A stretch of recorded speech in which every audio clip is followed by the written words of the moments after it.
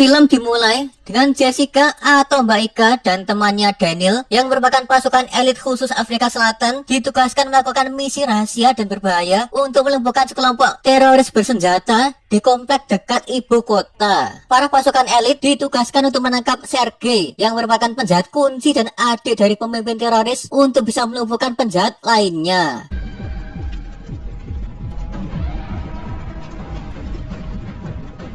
Setelah sampai ke lokasi, pasukan langsung gercep menyisir seluruh area untuk bisa segera menangkap Sergei. Lalu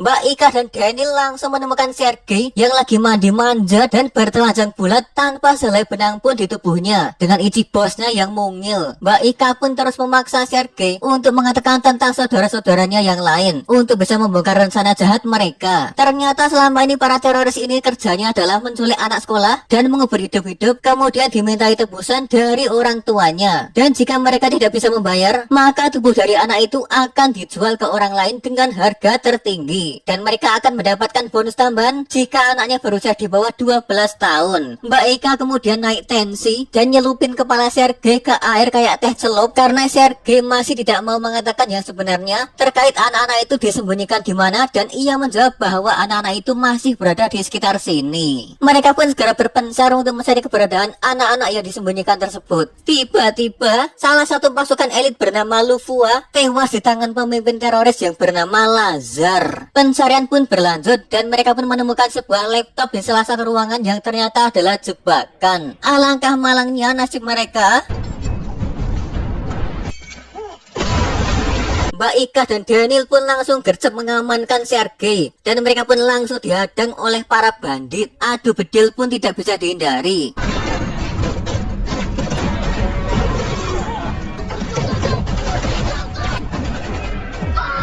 Daniel tertembak, Mbak Ika pun semakin terpojok dan Sergei langsung kabur.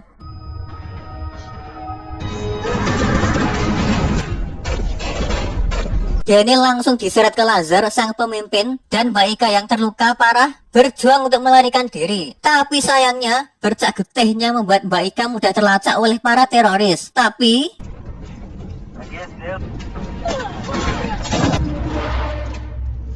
Daniel pun ngemis-ngemis ke Mbak Ika untuk ditolong. Tapi ya mau gimana lagi, Mbak Ika pun berjuang sekuat tenaga untuk menyelamatkannya. Dan ternyata anak-anak yang diculik itu telah lama pergi dan Sergei pun aman dari amukan Lazar. Daniel pun menerima tembakan dari Lazar dan Mbak Ika pun langsung membalas dengan menusuk saudara penting Lazar yang bernama Ivan.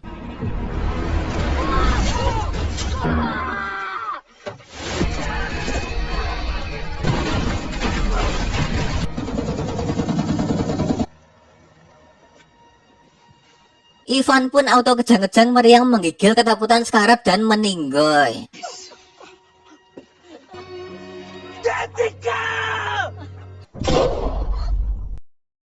12 tahun berlalu, Mbak Ika dengan nama samaran baru yang bernama Linda dan temannya Marni sedang berpetualang ke hutan untuk menyelamatkan hewan-hewan dan menjadi pecinta alam. Yang Marni tidak ketahui bahwa Mbak Ika yang dulu adalah seorang hitman yang kejam. Mbak Ika kemudian pulang ke rumah, tapi saat dalam perjalanan, ia merasa diikuti oleh mobil di belakangnya, yang padahal ia hanya sedang parno oleh kejadian di masa lalu.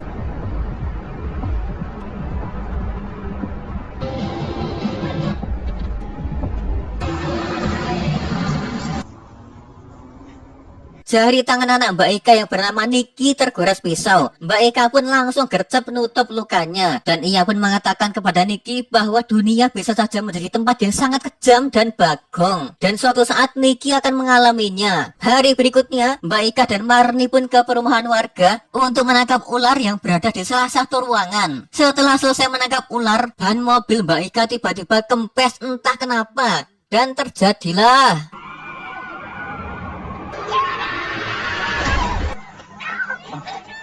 Mbak Ika bertemu dengan penjahat lama yang bernama Kotik yang merupakan pedagang manusia dan ingin membalaskan dendamnya karena gara-gara penyelidikan Mbak Ika, ia dipenjara selama 22 bulan. Tak disangka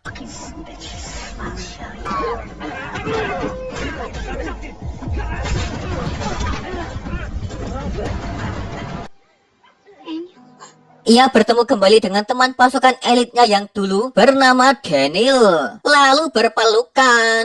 Mbak Ika kemudian reunian sama Daniel. Kemudian Daniel curhat ke Mbak Ika tentang perjalanan dirinya dulu yang bisa sampai di titik ini. Ia dibawa ke rumah sakit kemudian dipenjara ke Angola. Kemudian bebas dan Mbak Ika sebelumnya mengira bahwa Daniel telah mudar. Daniel pun meminta bantuan ke Mbak Ika untuk membalas budi kepada orang yang telah membebaskannya di penjara. Mbak Ika pun menolak ajakan itu karena tidak ada catatan resmi Daniel pernah di rumah sakit atau di penjara tersebut. Tapi setelahnya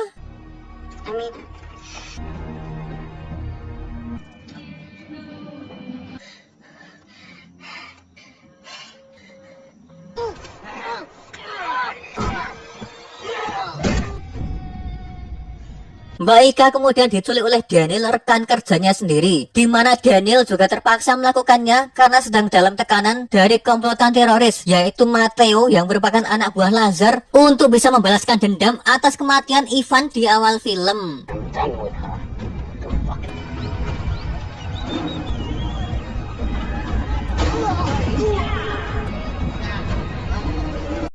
Mbak Ika pun kecewa setengah mati kepada Daniel. Kenapa kok melakukan ini padanya? Dan sang ketua Lazar pun muncul dan langsung menginterogasinya habis-habisan. Kemudian tibalah istri Lazar yang bernama Sherry dan orang yang dulu pernah disandra Mbak Ika yaitu Sergei. Mereka habis berburu binatang liar di hutan yaitu seekor banteng untuk tetap bisa bertahan hidup. Lazar pun lanjut menginterogasi Mbak Ika habis-habisan lagi dan menyuruh anak buahnya untuk bergantian menyiksanya. Jin berpindah ke hari selanjutnya di mana anak buahnya Lazar yang bernama Benny sedang latihan menembak tapi selalu meleset dan melenceng dan ditertawakan terus oleh teman-temannya yaitu Peck dan Lobo. Kemudian Lobo pun mencontohkan cara menembak yang benar. Matteo pun lanjut menyiksa Mbak Ika. Sementara Daniel dan Lazar lagi ngegosip manja tentang masa lalunya yang tidak ditolong Mbak Ika ketika sedang terpojok oleh Lazar. Dan Ivan yang sudah sekarat ditembak Lazar untuk menghilangkan penderitaannya. Say goodbye. Sergei. Jadi si Lazar lah yang selama ini menyelamatkannya untuk bisa menemukan Mbak Ika. Daniel pun disuruh Lazar untuk menyiksa Mbak Ika, tapi ia nampaknya masih ragu-ragu untuk melakukannya. Malam harinya, Daniel dan komplotannya Lazar pun makan malam dengan hasil buruan seekor banteng yang telah di barbecue. Lazar dan istrinya mau berburu lagi dan ia pun mengamanahkan urusan Mbak Ika kepada Matteo. Daniel memutuskan untuk gantian menginterogasi Mbak Ika. Ia mempertanyakan ke Mbak Ika kenapa tidak jujur kemarin kalau telah mempunyai anak. Mbak Ika pun memohon ke Daniel untuk menelpon polisi, tapi tidak bisa Daniel lakukan. Daniel kesal karena ia dulu telah ditinggalkan oleh Mbak Ika dan selanjutnya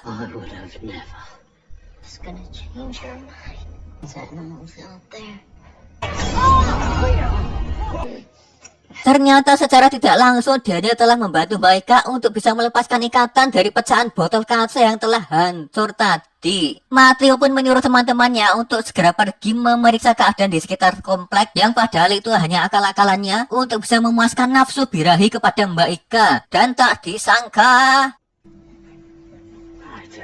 Thinking of you. Sucks.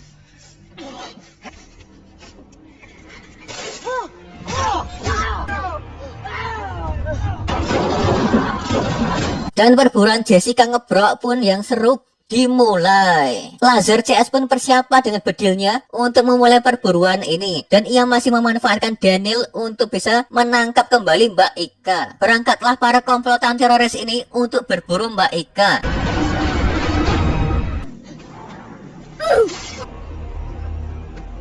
Sherry mau ikut Lazar dalam perburuan ini, tapi Lazar tidak memperbolehkannya karena ia ingin agar Sherry mengawasi Daniel. Kaki Mbak Ika tanpa alas kaki yang telah tertancap duri membuatnya kesulitan untuk berjalan. Dan seketika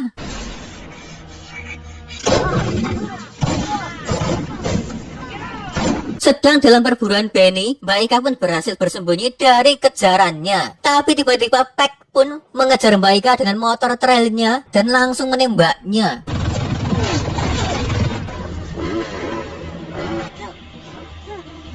Mbak Ika pun seketika segera membuat jebakan Batman dengan melilitkan kawat untuk bisa melumpuhkannya. Lalu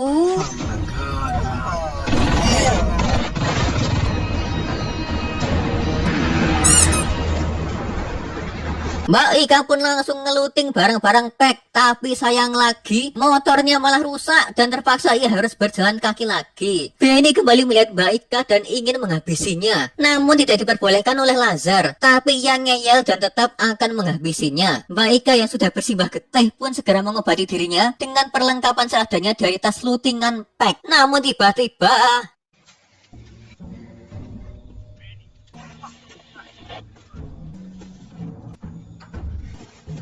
Lazar pun tiba di TKP Pack dan menemukan Pack telah mudar dan Benny juga tidak bisa dihubungi. Lagi dan lagi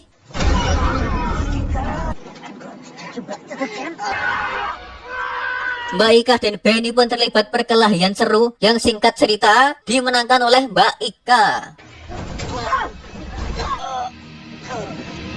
You can get away with anything!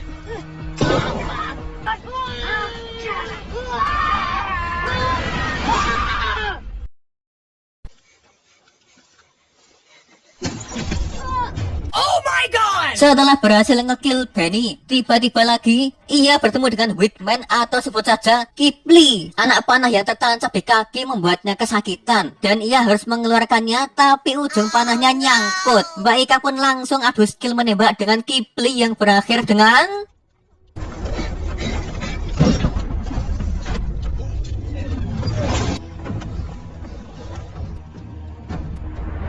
Lazar kemudian recall Benny, tapi tidak ada jawaban, dan Kipli yang menjawabnya. Lazar menyuruh Sergei yang tangannya selalu bersih untuk memulai perburuannya. Namun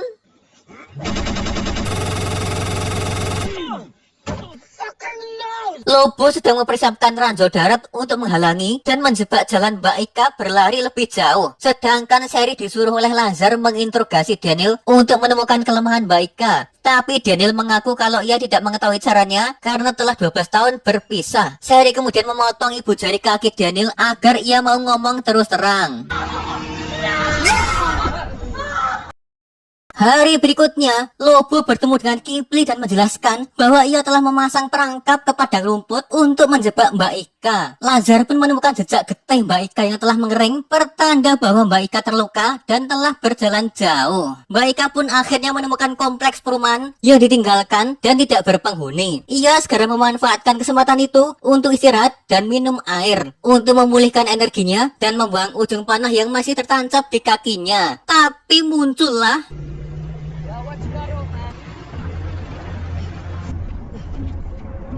Mbak Ika pun segera melarikan diri dengan membawa mobil Kipli, tapi sialnya lagi Nope. adu jotos pun tidak bisa dihindarkan lagi. Tapi karena Kipli tidak dihentinya menembak, maka terjadilah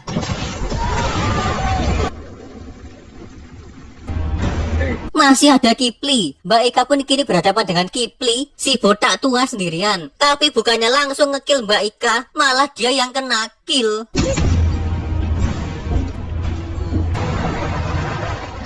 Lazar pun datang ke TKP untuk mengecek keadaan. Ia bertanya kepada Lobo yang sudah sekarat di mana Mbak Ika melarikan diri, lalu menembaknya. Sergei kemudian menolak rencana untuk menangkap Mbak Ika dan memaksa Lazar untuk segera menghentikan aksinya. Tapi Lazar tetap kekeh dengan rencananya. Ketika Mbak Ika melarikan diri dengan motor kuat, ia dihubungi Lazar lewat HT bahwa anaknya Nikki telah diculik, yang membuatnya auto lemes, menggigil dan ketakutan jika terjadi apa-apa dengan anaknya. Marni juga ikutan mudar diakibatkan Daniel yang telah membocorkan rahasia bahwa Mbak Ika mempunyai anak yang bernama Nikki, yang mana hal ini membuat Mbak Ika semakin hancur dan mau tidak mau kembali ke camp teroris agar bisa menyelamatkan nyawa anaknya. Sergei semakin marah karena anak yang tidak bersalah harus terlibat dalam kasus ini. Tapi Lazar menyampaikan bahwa semua ini ia lakukan untuk membalaskan dendamnya yang selama ini ia pendam selama 12 tahun demi saudaranya Ivan. Daniel pun menawari Udut untuk menenangkan Nikki. Tapi Daniel nggak ngotak karena Nikki masih bocil. Nikki pun ya langsung menolaknya. Setelah dimotivasi oleh Lazar, Sergei pun berangkat dengan Roscoe untuk melanjutkan perburuan Mbak Ika.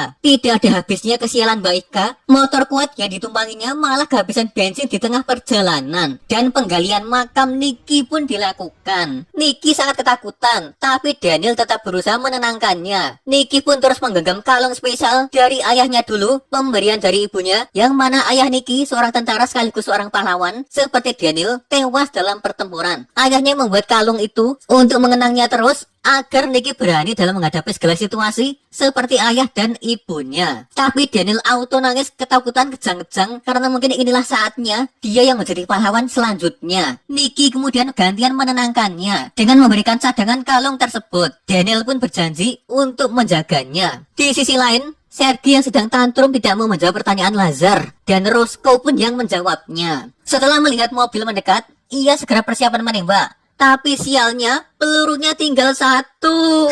Sergei dan Roscoe akhirnya menemukan kuat milik Mbak Ika yang kehabisan bensin. Roscoe mengecek mesinnya dan melaporkan ke Lazar bahwa mesinnya panas, yang menandakan Mbak Ika masih berada di dekat lokasi. Tapi tiba-tiba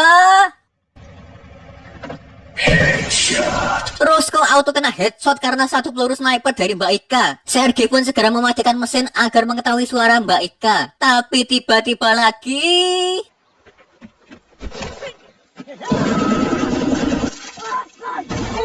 Mbak Ika pun langsung mengeluarkan skill elit tempurnya lagi melawan Sergei. Tapi Sergei tak tinggal diam. Ia kemudian mencelupkan kepala Mbak Ika ke air berulang-ulang, seperti dirinya dulu yang pernah dilakukan itu oleh Mbak Ika. Namun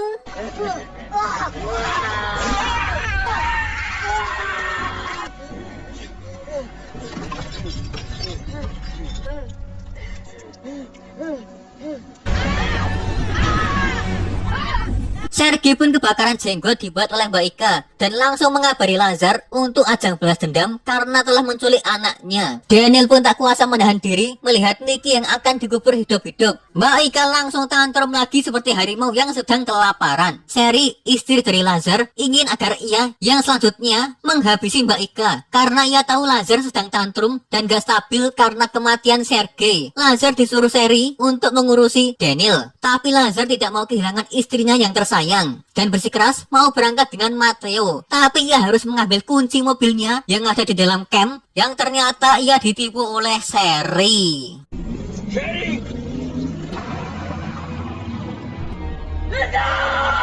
Mbak Ika lagi dan lagi sial karena kunci mobilnya tidak ada. Ia kemudian lanjut berjalan kaki lagi.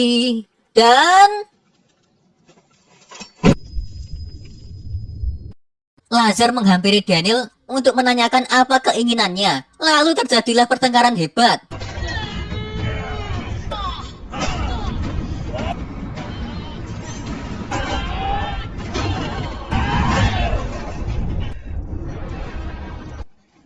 Mbak Ika pun terkena ranjau darat yang telah dipasang Lobo. Kemudian muncullah mobil Sherry dan Matteo yang telah siap menembaknya.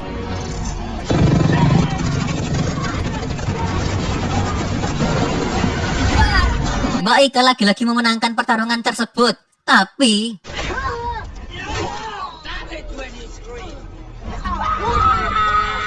setelah Matteo melemah, Mbak Ika pun tidak menyia-nyiakan kesempatan.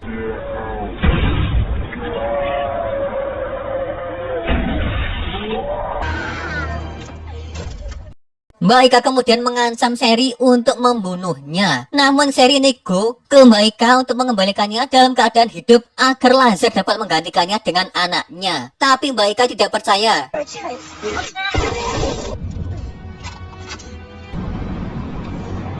Mbak Ika pun akhirnya sampai ke camp Lazar dan Lazar kemudian persiapan peralatan untuk melawan bos besar Mbak Ika. Mbak Ika dalam amarahnya langsung menyerang para prajurit Lazar dengan gagah berani sendirian, kayak Rambo demi menyelamatkan anaknya Nicky yang telah terkubur. Daniel yang telah terluka parah pun tak mau ketinggalan mengerahkan sisa tenaganya untuk membantu Mbak Ika. Mbak Ika semakin beringas mengalahkan musuh-musuh di depannya tanpa belas kasih dan ampunan. Mbak Ika bertemu lagi dengan Daniel yang telah terluka parah. Ia kemudian bertanya ke Daniel di mana Nicky, dan Mbak Ika pun langsung gercep berusaha sekuat tenaga untuk menyelamatkan anaknya, mendorong mobil dengan sekuat tenaganya. Di sisi lain, Lazar pun juga segera persiapan bedilnya untuk segera menghabisi Mbak Ika. Tapi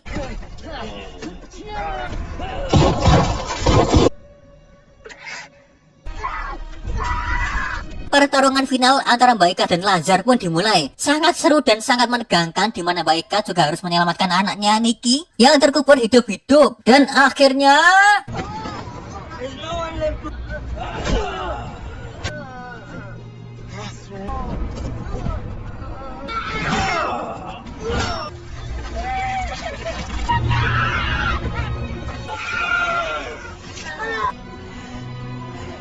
America! Akhirnya Mbak Ika berhasil menyelamatkan Nicky dan Daniel.